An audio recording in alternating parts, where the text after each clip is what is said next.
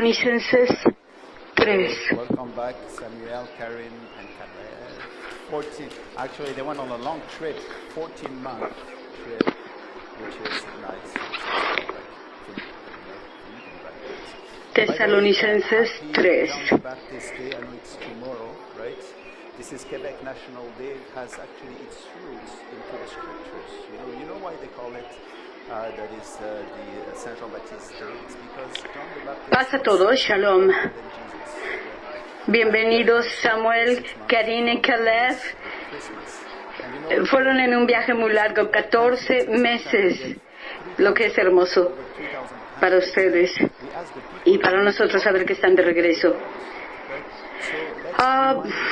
Felicidades por San Juan Bautista, porque estamos celebrando San Juan Bautista mañana. ¿Saben por qué sabemos que fue llamado Juan Bautista? Porque Juan Bautista fue más viejo que Jesús. Y sabemos que después será Navidad. Vamos a dar algunos boletines y pedimos a la gente que nos den su nombre original y ellos no lo hacen. Entonces recordémosles que mañana es para todos nosotros una puerta abierta para la evangelización, para evangelizar sobre quién era la personalidad de Juan Bautista. Hace algunos años fui a Juárez, Ciudad de México, para dar una conferencia y desde entonces guardo profundas memorias para la gente de allí.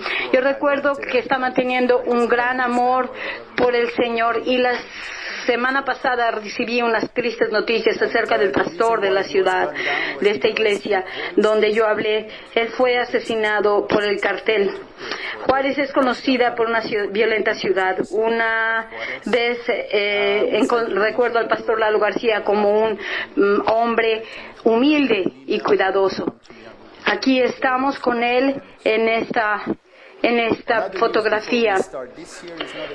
Y lo que no entiendo es por qué el gobierno no hace nada en contra de estos criminales. La razón por las cuales él fue acribillado fue porque él alzó su voz contra estos criminales, contra ellos, lo que estaban haciendo. No olvidemos, enviamos una donación para ellos en nombre de la congregación. Yo les voy a dar el email para que los apoyemos. Este año no es un buen año para Canadá. Saben, Trudeau, el primer ministro, dijo marihuana será legalizada el 17 de octubre de 2018. No hay nada como esta droga para parar el progreso de una persona.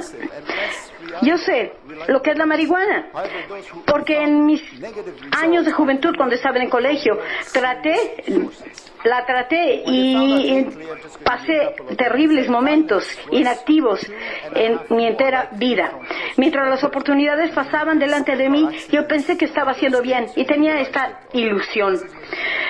Vi en internet y en recientes estudios dieron los estudios en esta droga y algunos que dieron positivo resultaron tender a ser muy agresivos, no menos confiables.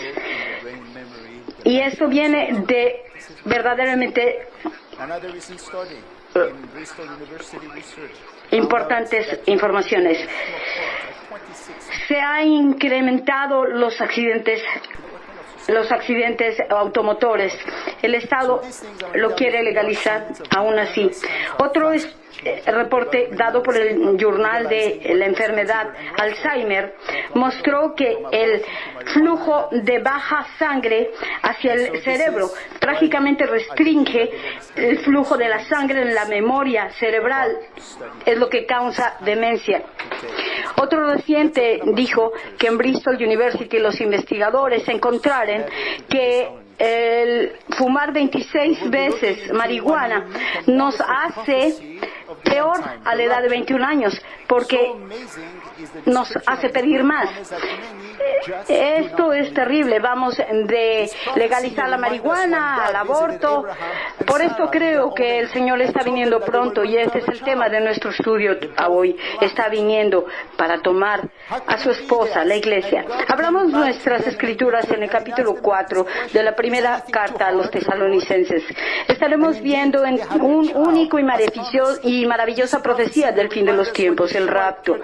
Tan tan sorprendente que es la descripción de esta gran promesa que muchos no pueden creerlo.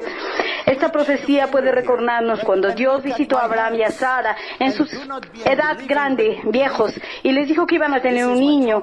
Ambos sonrieron. ¿Cómo puede ser posible?, se preguntaron, cuando Dios regresó a ellos y les preguntó, ¿es algo demasiado difícil para el Señor?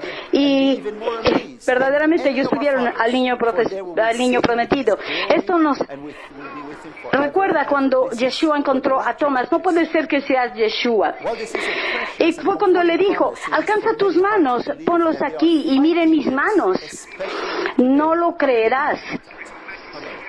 Es cuando Tomás lo reconoció y dijo, mi Señor, mi Dios. Y esto es quizá lo que no hemos sabido, y es lo que tenemos que estar sorprendidos, que algún día encontraremos al Señor en el cielo y lo veremos en su gloria y estaremos con Él por siempre y para siempre. Esto es lo que el rapto nos enseña. Porque es mientras preciosa y reconfortante promesa para tantos, difícil de creer. ¿Cuántos creen en esto ahora? El título del estudio es Darby o Pablo, porque ahora y en los días muchos evangélicos han cancelado sus enseñanzas creyendo y proclamando que el rapto fue inventado por un predicador de los años 1800 llamado Darby. Echamos un vistazo a la Biblia, en la historia, y disfrutaremos esta idea. Cuando Pablo dio inspiración a través del Espíritu Santo a las primeras iglesias y a los padres apostólicos, creyendo, como estaba escrito, que la venida de los tiempos oscuros de la iglesia eran olvidados. Aquellos entonces quienes hoy niegan e reinterpretan el rapto tienen el fracaso en dos mayores áreas: el falso concepto para ver la enseñanza detrás del rapto y ver a través de las escrituras hebreas especialmente. Ellos han fracasado para ver que en el tiempo de Darby, en los pasados 1800, hubo un despertar, un nuevo movimiento con el cual empezaron a preparar a nuestro mundo para el fin de los tiempos. En este tiempo empezamos cuando la tierra de Israel empieza a regresar allí en 1948. Los países van a jugar un rol importante en el fin, aun cuando la guerra del fin del mundo empiece a levantarse. Los tiempos oscuros de la iglesia duraron mucho tiempo, pero hasta que entonces los hombres y mujeres de Dios empezaron a leerlo como está escrito. Tantos vinieron a creer en los grandes evangelios, y los grandes evangelios se compara con estos. Sin embargo, ahora, como fue profetizado en el fin de los tiempos, es un estudio emocionante. Ya hay muchos que no creerán y no tomarán seria la palabra de Dios como está escrita. Sin embargo, mientras las profecías son muy emocionantes y tan importantes porque toman la tercera parte de las escrituras, hay una mayor razón ligado a esto, y Pablo lo supo: la santidad y el vivir en Dios. Fue cuando les decía, ¿cómo están en su vida? ¿Cómo están caminando? La carta de Tesalónica está dándonos a conocer esto. ¿Cómo no podemos hablar de esto, de la santificación? 3.5 capítulos Pablo habla de esto, de la santificación, y responde a sus preguntas. Y en el primer versículo del capítulo 4, antes de que empiece a enseñar acerca de esto, nos dice, en versículo 3 dice, porque esta es la voluntad de Dios, su santificación. Veamos, ellos preguntan acerca del fin de los tiempos. Él da detalles y los elementos, los primeros detalles de los elementos de santificación. Leamos los 3 primeros versículos y veamos lo que nos dicen los primeros. Finalmente, entonces, hermanos, les urjo y les exhorto en el nombre de Jesús, nuestro Dios, cómo han recibido acerca de ellos, cómo caminar y cómo agradar a Dios. Porque ustedes saben qué mandamientos nos han dado a través del Señor Jesús, porque esta es la voluntad de Dios, su santificación. Como Yeshua con frecuencia se estresaba en diferentes paralelos en el mundo que vivíamos, el reino de Dios y su palabra. La palabra santificación significa estar aparte, ser diferente del mundo, lejos. Por alguna vez nosotros olvidamos nuestra identidad, nuestra ciudadanía, nuestra diversidad. Entonces olvidamos a Dios y caemos dentro de nuestro mundo. ¿Para qué son buenas entonces las profecías? La palabra santificado significa santo, como los sacerdotes en el templo lo eran. Hoy son llamados a ser sacerdotes, reflejando la presencia de Dios al mundo. Y en el versículo 7 dice, porque Dios no nos llamó por el propósito de impurificación, y no santificación. La palabra impurity, impureza, habla de moral, acción que debemos cultivar para ponerla fuera de nuestra vida. Estos que sirvieron a Dios son los que debemos saber de acuerdo a lo que la profecía, el conocimiento de la profecía nos dice. Hablemos de la voluntad de Dios para cada creyente. Su voluntad para nuestra vida es claramente escrito. Debemos hacer importantes decisiones. ¿Qué es lo que debemos hacer? ¿Qué trabajo debo tomar? ¿Con quién me debo casar? Sin embargo, cuando fácilmente decidimos en estas materias, primero va el trabajo de lo que debemos hacer en la voluntad de Dios con nuestra santificación. Primero con esto y el resto llegará lo que Yeshua dice. Busquemos primero el reino de Dios y su justicia vendrá después. Esto nos lleva a incluir la sabiduría en importantes decisiones. Una vez, la gente que lucha con Dios por una o dos razones. Primero, ellos no saben la voluntad de Dios y están tratando de encontrarla. Segundo, ellos no saben la voluntad de Dios. Ellos saben la voluntad de Dios y están tratando de decidir si hacerla o no. Actualmente la segunda es verdaderamente la verdad. Yo he encontrado muchos que lo hacen. Ellos saben exactamente qué están haciendo. Otros están tratando de maquillar sus mentes. Como la historia de las 3 ranas que estaban sentadas en la hoja de lili. Y uno decidían que iban a brincar. ¿Cuántos se quedaron? No 2, solamente 3, porque la ranita que decidía brincar nunca brincó. Ellos se quedaron allí, en la lili, en la hoja de lili. Esta es la realidad de la vida cristiana. Hay tantos cambios que debemos hacer, pero quedamos como las ranas en la hojita de lili. Así como lo dijo Jesús, el Espíritu está queriendo hacerlo, pero la carne es débil.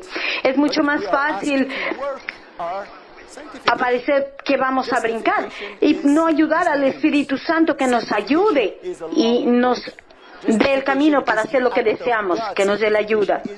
En estos 4 primeros capítulos de Tesalónicas es que nuestra salvación nunca viene a ser un paquete rehecho con antelación. Lo que todo está garantizado es que esto es un proceso. Nuestra salvación es justificada, pero estamos pedidos a trabajar por nuestra santificación. La justificación es instantánea. La santificación es un largo camino para crecimiento. La justificación es el acto de Dios. La santificación es tu trabajo con la ayuda del Espíritu Santo. Este es un importante aspecto de nuestra jornada que necesitamos buscar. Es lo que nos dice Pablo antes de hablarnos del fin del mundo. Últimamente hemos tenido mucho trabajo en nuestra casa. Dentro de nuestra casa estaba verdaderamente caótico y empezamos a ver cómo vamos a limpiar. Pero el Señor dijo, esperen, esto va a ser terminado. Cuando terminemos el trabajo todo estará bien.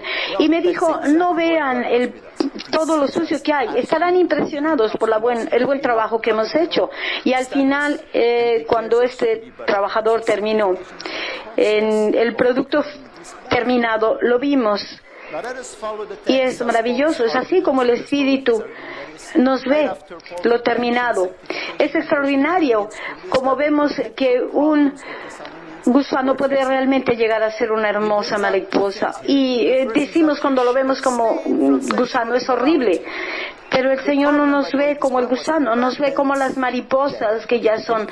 Esta es la santificación, el proceso de llegar a ser esta hermosa mariposa. Sigamos el texto en el argumento de Paul, justo cuando Pablo mencionó la santificación. En el versículo 3, él empieza a enlistar problemas potenciales que a los tesalónicos los hace hacer frente. Manténganse lejos de la inmoralidad sexual. Este problema subía y era promovido por religiones paganas. La palabra griega es pornia, la cual significa el término y primariamente designa el tráfico de personas que trabajan en la calle, mujeres. Esto es lo que los creyentes están enfrentando.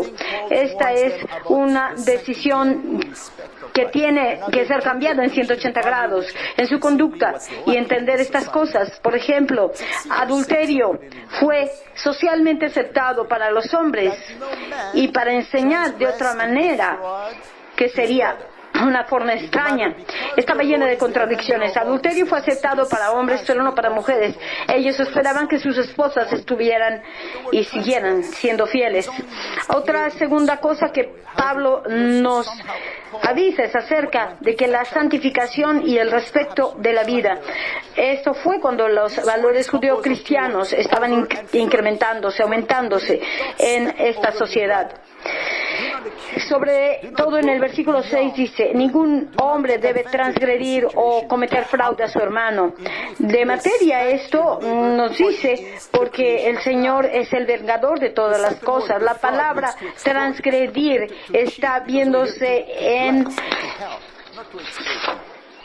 esta palabra griega, que las palabras cristianas no traigan más a nuestra atención. Esta palabra está compuesta de dos palabras, sobre y pie. No pongas tu pie sobre tu hermano, no vayas más allá de una situación en la que puedes tomar ventaja. Mantén el respeto en tu vecino, porque él es la creación de Dios.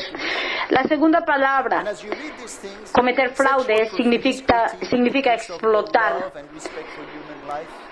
Debemos bendecir, no explotar a la gente. Vemos estas dos palabras. Estas son las dos palabras por lo cual la ley mosaica fue dada y fue creada por el propósito de poner a hombres y mujeres en el lugar correcto, mientras fueron creados a la imagen de Dios, especialmente los creyentes. Porque cuando hacemos esto a los creyentes, estamos haciéndolo a Yeshua, a nuestro Cristo, Jesús. La promiscuidad sexual, deprimento en el amor y en el respeto de la vida humana.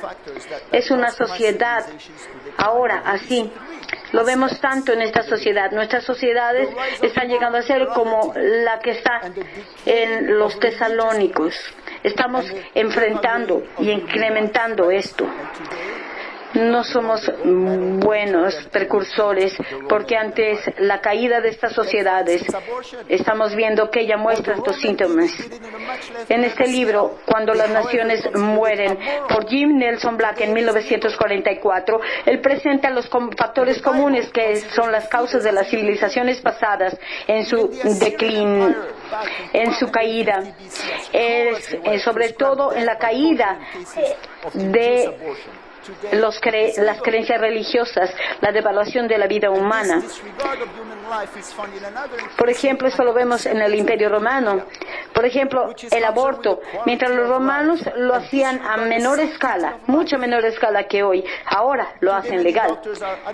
Y la Biblia considera el feto como un ser humano. Aún el Imperio asirio, de regreso a 1250 a.C., lo mostraron como cruel, prescribiendo la muerte por tortura en caso de inducir aborto, pero ahora es legal. Y esto habla de la vida humana que se encuentra como como un gran incremento también en la eutanasia. ¿Cómo es lógico que estamos viendo la calidad de la vida en lugar de santificarla? La estamos haciendo mal. Los doctores no están siguiendo el juramento hipocrático que se dio en 400 años antes, donde dice que no daré ninguna medicina que cause muerte y no buscaré y no sugeriré cualquier consejo para acabar con la vida a nadie. Hoy básicamente no les importa. Estamos peor que el Imperio Romano. En el libro de Edward Gibbon, autor del libro de la caída del Imperio Romano, en 1776 lo señaló. Esto fue hace 2000 años, pero hay una cosa que Pablo nos trae más y es en esta conclusión. La primera fue la santificación y la segunda, debemos adivinarla, el amor fraternal. Esto es como termina. Veamos el versículo del 9 al 12. Veamos la conclusión cuando empieza a responder estas preguntas. Pero de acuerdo al amor fraternal que ustedes tienen, no necesitamos que lo escriba para ustedes, porque ustedes saben que se deben amar uno a otro como Dios los amó. Porque de esto hablo de sus hermanos que están en Macedonia, y les urjo a que vivan e incrementen su vida más y más, que aspiren a que caminen propiamente para que no tengan que sufrir humillamiento afuera. Él nos dice que trabajemos en todo para que no nos humillen afuera. Debemos trabajar en esto para que la oposición no se enfrente a nosotros. La oposición en el mundo, la carne, es muy poderosa, y lo que él le complace es la clase de amor por los hermanos, porque ustedes a sí mismos, yo les enseñé por Dios a amar unos a otros. Cuando viene amor, esto viene de Dios, porque Dios es amor. No es un atributo, es su naturaleza. Cuando amas, refleja su naturaleza. Y para amar unos a otros es el deseo más grande de Dios. Vemos cuántas veces Jesús lo hizo. Para sumarizar estos 3.5 capítulos, podemos ver el constante llamado para nosotros mismos buscar a Dios más, y para esto sus bendiciones, para que debemos mostrar el amor de Dios para que nuestras vidas sean mejores. ¿Recuerdan la historia acerca del cochinito y la gallina? Cuando la gallina le dijo: oh, cerdito, estoy pensando en abrir un restaurante. ¿Sí? ¿Cómo lo llamaríamos? Y el cerdito le preguntó esto. Y la gallina dijo: probablemente jamón y huevos. Después de algún tiempo, ellos respondieron: no, gracias, no estaré ayudando mientras tú te encuentres involucrado en esto. El cerdito tendría que dar su vida para dar el jamón, pero la gallinita solamente tenía que seguir poniendo huevos. Aquí vemos esto. Así tenemos que mirar nuestra fe para el beneficio de todas las bendiciones que Dios está esperando dar a nuestras vidas. Recordamos Efesios, está listo para hacerlo. Esta es la satisfacción que nos dice. Aquí hay una pregunta. Pablo responde acerca del fin de los tiempos, tratando con un tema que nos presiona a todos, y encontramos en el versículo 13. Empieza: pero yo no quiero que ustedes sean ignorantes, hermanos, concerniente a todas las cosas de los que caen dormidos, a menos que tú tengas lástima por otros, no habrá ninguna esperanza. Vamos, estos versículos nos introducen en esto. Me gustaría que esperamos a leerles esto por aquellos que van a vivir 2000 años después para darles una introducción. Para ellos está diciendo estas cosas. Es tan interesante leer a Pablo y leer el contexto de estas cosas. Así es, lo que podemos entender es que Pablo había pensado previamente en decirles algo y complementar sus enseñanzas con otra información, porque la palabra ignorante está tomada como por error. Una vez que les enseña antes, vemos lo que falta. Empecemos con lo que es obvio. El principal sujeto es acerca de los creyentes que han muerto. Y todos sabemos que la gente muere en cierto punto. Pero ellos parecen haber sido sorprendidos de alguna manera por aquellos que murieron. ¿Qué esperaban? ¿Que los creyentes no morirían más? Esto es lo que la teología actualmente es realmente cierta. Seguramente pensamos que Jesús vendrá pronto. Estamos aquí solo 20 años después de la resurrección y lo que los creyentes no sabían aún. Y fue un gran periodo del tiempo entre la resurrección y el Mesías y su segunda venida. El tiempo de la iglesia es ahora, 2000 años después, cuando las escrituras hebraicas nos decían antes, es lo que el sufrimiento que vamos a enfrentar en la tribulación, y entonces nuestro Mesías vendrá. Primero, Pablo trata con sus dolores. Ustedes no sentirán con dolor mientras otros no tienen esperanza. Él sentía responsable de la pérdida de los otros, pero no duden por los otros, porque tenemos esperanza. ¿Qué esperanza es esta? La esperanza de verlos otra vez y pasar la eternidad junto con ellos. La esperanza de estar en el cielo con Yeshua y apoyar a sus creyentes que apelaron a la resurrección de Yeshua. Veremos qué nos dice en el versículo 14.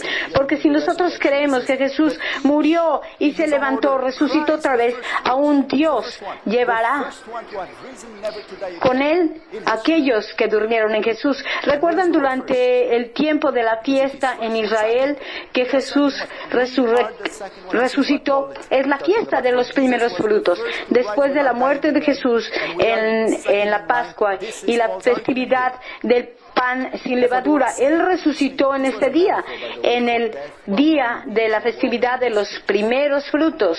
Pero cada uno, como decía Pablo, Cristo, el primer fruto. Después, y notemos la palabra primera, porque los primeros son los segundos. Es lo que Pablo dijo, porque Cristo fue el primero, el primer fruto, y nosotros somos el segundo. Este es el argumento de Pablo aquí. Y para aquellos que estuvieron durmiendo, es una metáfora para esto. ¿Qué es dormir? Esto no es el alma la que duerme, es el cuerpo. La Escritura nos dice que están muertos y el alma del creyente va al cielo. Y el cuerpo está en el Seol. Estamos creyentes en que complaceremos al ausente del cuerpo, pero estará presente con el Señor, lo sabemos. Tan pronto como ustedes dejan su cuerpo, estarán con el Señor mientras ustedes creyeron en Jesús. Estaremos sonriendo con Él, porque yo he visto a la gente que ha muerto, tienen una gran sonrisa en sus rostros. Pero ahora Pablo nos explica por qué el Señor no viene como Él lo estaba esperando entonces. Esto es donde una nueva revelación viene.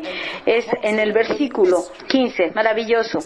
Por esto les dijo a ustedes, por la palabra del Señor, que nosotros que estamos vivos y mantenemos la venida del Señor en nuestro corazón, será de ninguna manera precedida hasta que aquellos quienes están durmiendo. Él empieza diciendo que es particular, diciendo por la palabra del Señor, que es directamente por Él, a través de Él. Ninguna nueva cosa no se conocerá antes. Más tarde, a la congregación de Corintios, Él revela revela esto, un misterio. Esperen, les diré un misterio. No dormiremos, pero seremos cambiados. Yo les digo un misterio, en este sentido de revelación, misterio. Nosotros podemos contar 8 misterios revelados del Nuevo Testamento, y el rapto es uno de esos misterios. ¿Qué es nuevo entonces con esto? El misterio revelado es que aquellos quienes mueren subirán primero y vivirán en espíritu con Él. Ahora aprendemos algo grande aquí, una nueva forma de resurrección para aquellos en Yeshua. Mientras Daniel era el primero para dividir la resurrección en 2 campos, en donde él dice, habrá la vida eterna y aquellos que irán al dolor eterno y a no estar contentos. Aquí Pablo enseña la primera resurrección a aquellos quienes van a la última vida del Señor. Lo seguiremos. Esto nos dice que una generación de creyentes nunca experimentará la muerte, y yo creo que esta es la que no la experimentará. Pablo cree que puede haber visto esto por el uso de la preposición nosotros aquí y otra vez en el versículo 17. Él dijo, estos que viven en el tiempo, pero nosotros, para el creyente, pasará en su tiempo. Lo tenemos aquí en la pantalla. Él no sabía lo largo del tiempo de la historia de la Iglesia, pero nosotros sabemos que estamos en el fin de los tiempos de la historia de la Iglesia, y podemos además decir, nuestro tiempo está acabando. Toda esta información fue tan nueva para los creyentes. No olvidemos que la mayoría de ellos no eran judíos, y ellos no conocían la resurrección. Ellos sabían el uso de las religiones griega y romana, lo cual hablaba de inmortalidad en el alma, pero no una resurrección. Para ellos esto era extraño, una nueva enseñanza. En el tiempo que ellos pensaban que estaban muertos, irían al inframundo. Así lo pensaban también nuestras culturas, los aztecas. En el tiempo de la muerte, ellos colocaron monedas en los ojos de la persona muerta para pagar a lo que les debía al llegar al lugar donde era, al cruzar el río Styx, así lo decían los egipcios, en orden de evitar que este perro, que se llamaba el Cerbero, los esperara en la puerta del inframundo. Esto es lo que tristemente creían, y lo comparaban esto a lo que ellos aprendieron ahí. Este día, como lo comparaban a la noche, y gracias a Dios que nuestra alma no ha sido dada entre las manos del hombre, sino en las manos de nuestro Salvador, Yeshua. Y en esto, en el versículo 16, nos dice de esta manera, lo cual pasará aquí. Encontraremos 3 cosas hermosas. Porque el Señor asimismo descendió del cielo como un grito, con la voz de un arcángel y con la trompeta de Dios, y los muertos en Cristo se levantaron, resucitaron primero. El grito es la señal, una orden usualmente dada por el Señor, como es cuando estamos listos para llegar el final.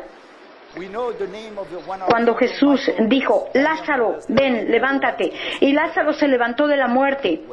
Yo estoy feliz al nombrar esto, porque si no, el completo cementerio en Betania habría resucitado. Qué bueno que el Señor dijo solo esto. Pero en el rapto, todos los muertos en Dios, en los que creemos en el Mesías, escucharán sus nombres y se levantarán, y además escucharán pronunciar sus nombres y sabrán que es el tiempo y la mejor experiencia que ellos nunca han sentido.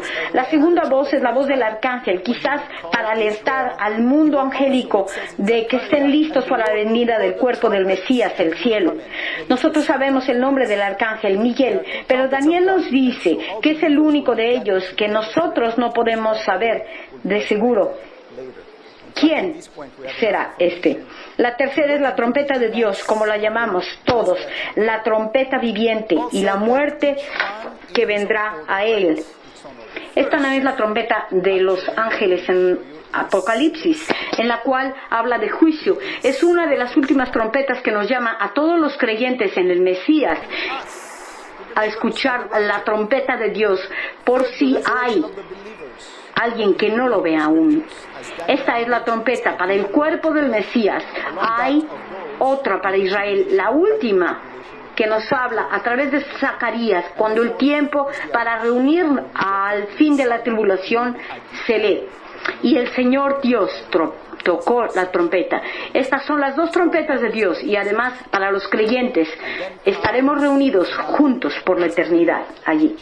En este punto tengo suficiente información para mirar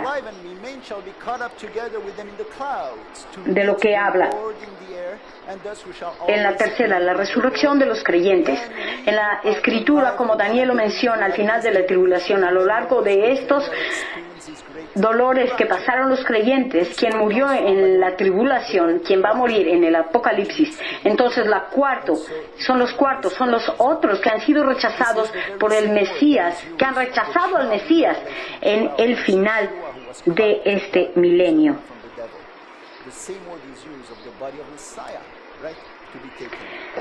Y entonces vendrá el final de esta gran enseñanza en el versículo 17.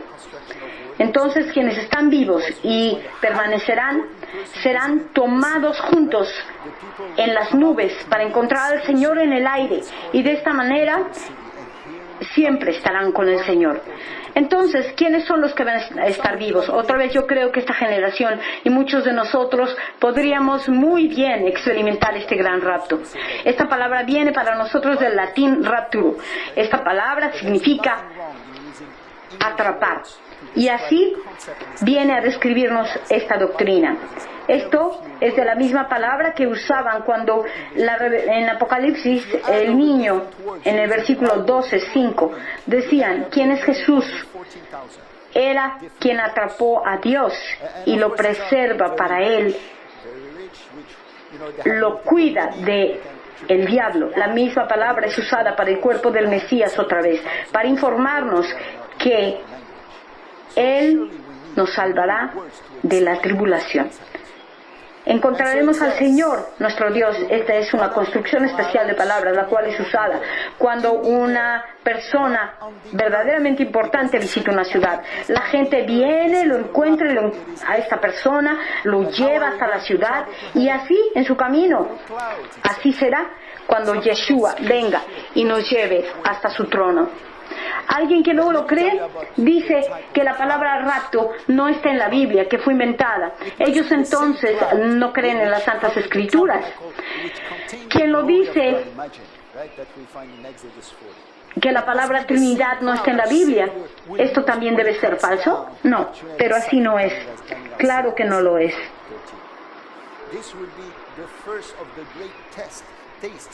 Sin embargo, aquí la palabra usada con las palabras en inglés tienen un concepto especial.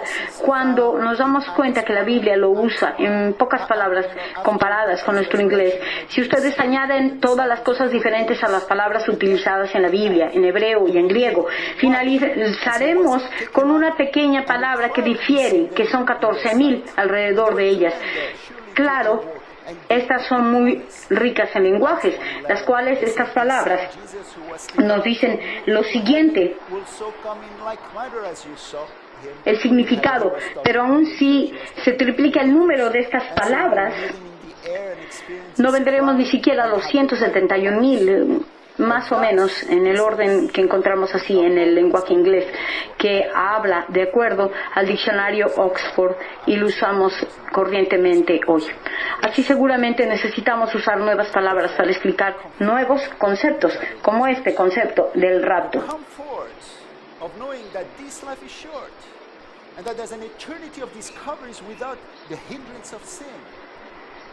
Como este concepto del rapto. A life to come where we will be able to exercise our free will at last, where sin will be put away. People say, "Oh, I'm free will." Y como ahora estamos viajando al cielo a través de las nubes, nos dirá, alguna clase de espacio, de barco espacial, pero lo que es más barato es la manera como vamos a irnos. Dígame usted acerca del tipo de nubes que está hablando. De la misma manera, veremos esta nube que cubre el tabernáculo, la cual contiene la gloria de Dios. Debería ser la misma nube en la cual nuestro Salvador usará para venir en su segunda venida. Esta será la primera de las más grandes experiencias en el cielo.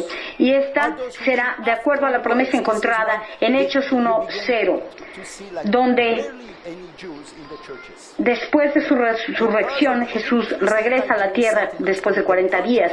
Y entonces leemos que ellos miraron a quien habían crucificado y lo recibirán en la nube fuera de su mirada.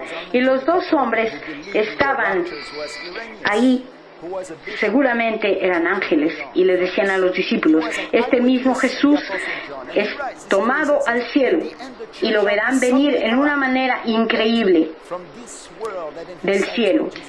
Y así lo encontraremos en el aire y experimentaremos esta nube en la que Él está, y el camino de nuestras vidas cambiará. De esta manera nosotros estaremos con el Señor para siempre, eternamente. Y Pablo nos dice: les conforto y les pido que se consuelen unos a otros con estas palabras. El consuelo de saber que esta vida es corta y que hay una eternidad de descubrimientos sin pecado. Una vida que viene, donde experimentaremos el ejercicio de nuestra libertad y quedaremos en las manos de nuestro Señor. Y de esta manera es lo que los primeros creyentes sabían, creyendo que el Padre Apostólico creía también, no en los padres de la Iglesia, quienes venían a hacer una alegorización de la Biblia, sino en Jesús. ¿Cuál es la diferencia entre los dos? El Padre Apostólico entre nosotros es los primeros creyentes, y muchos saben que los apóstoles, como Juan, fueron tomados, enseñados de ella. Esto es cuando la gente judía estaba aún en las iglesias. Las iglesias, podemos llamarlas como padres, son aquellas quienes vinieron después. Entonces, cuando tú empiezas a ver y muy raramente encontrar a los judíos en las iglesias, porque el incremento del sentimiento antijudío y la partida de la lectura literal en la Biblia. Entre estos padres apostólicos creemos en el rapto, que creían en el rapto, se encuentran Irineo, un obispo de la iglesia de Lyon en Francia. Él fue testigo del apóstol Juan. Él escribió: al final de la iglesia estará de pronto con el Señor en la ciudad de Jesús, diciendo: habrá tribulación como nunca la hemos visto desde el tiempo del mundo, y nunca la conoceremos. Clemente, quien creemos, ha sido enseñado directamente a través de Pablo y Pedro. Él nos escribió: a una hora esperaremos el reino de Dios con amor y justicia, porque sabemos que ningún otro día vendrá más grande y alentador que el día de la aparición del Señor. Él espera al Señor que aparezca a cualquier momento, como Pablo. La idea de la iglesia es limpiar la palabra antes, limpiar este mundo antes de la venida del Señor, no como una idea inventada, sino como una realidad. Y claro, hay otros quienes creen en esto. Se ve que no es Darby quien inventó el rapto. Ahora podemos ver esto. Para concluir, hay una hermosa historia rabínica en el Talmud acerca de la resurrección. Una vez un hombre le preguntó a un rabí: ¿por qué hay necesidad de que resucitemos el cuerpo mortal, de levantar el cuerpo mortal, cuando el alma está ya colocada en algún lugar? ¿Por qué ellos necesitan estar juntos? Bueno, la respuesta de que el cuerpo tiene que estar con el alma es la siguiente: el alma es pecadora. Por eso, en este día de partida hacia el cielo, yo descansaré en una tumba que será cubierta con una piedra, y el alma nos puede decir: el cuerpo pecador desde entonces se queda allí, y el alma, una vez que el Señor venga, partirá hacia el aire como un pájaro.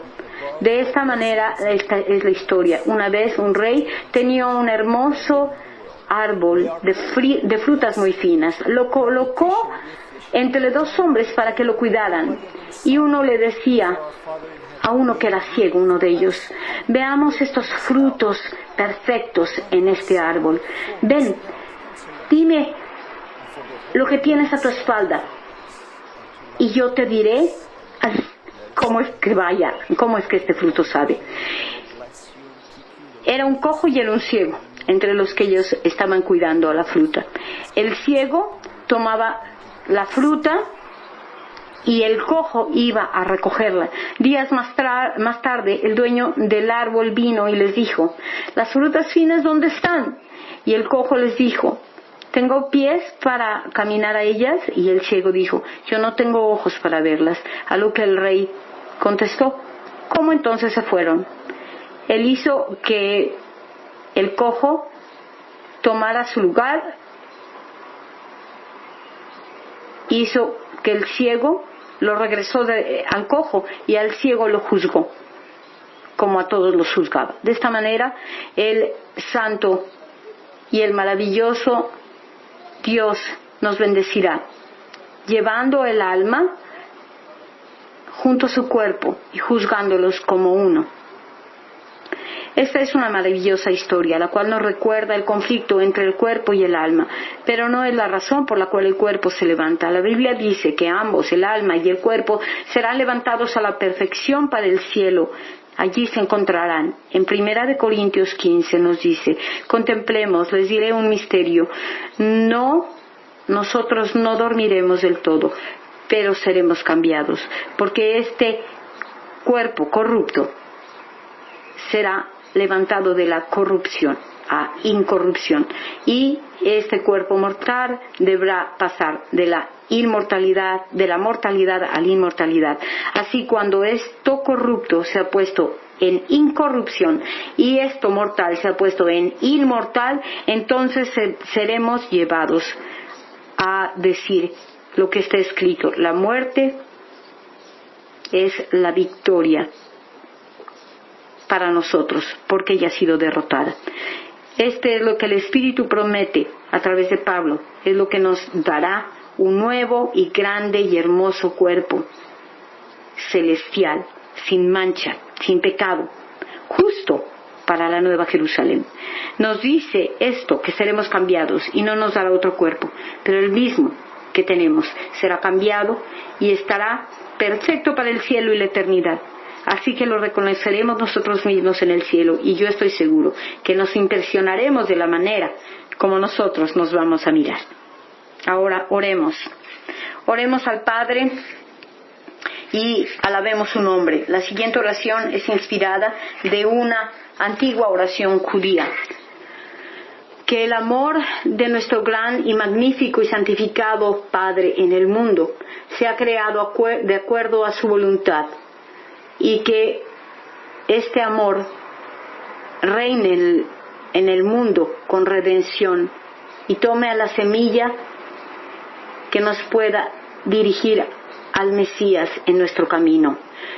Que su nombre sea bendecido, honrado y sea dado a conocer, exaltado, elevado y honorado, y pueda estar sobre todas las bendiciones e himnos, oraciones y consolación que son dadas en el mundo.